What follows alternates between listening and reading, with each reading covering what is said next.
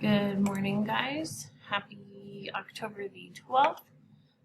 It is Indigenous Peoples Day. Some of your parents may have grown up knowing it as Columbus Day.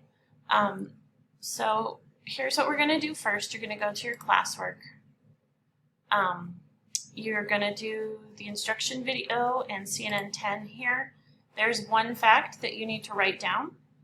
I do not want you to write down that coronavirus is spreading.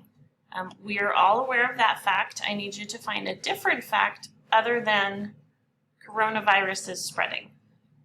If they're working on a vaccine, if their numbers are spreading, that's okay, but do not tell me that coronavirus is spreading because some of you use that fact every time. So find a new one.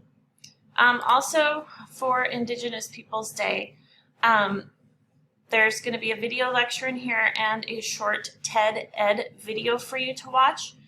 It gives you both sides of the story, celebrating Christopher Columbus on one hand and then celebrating the Native Americans who are already here. So it gives you both sides of the story, and